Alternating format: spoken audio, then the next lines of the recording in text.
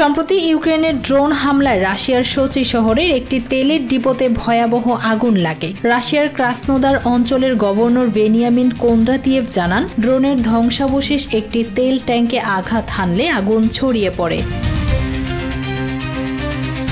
আগুন নিয়ন্ত্রণে রাতভর 127 জন অগ্নি নির্বাপক কাজ করেন।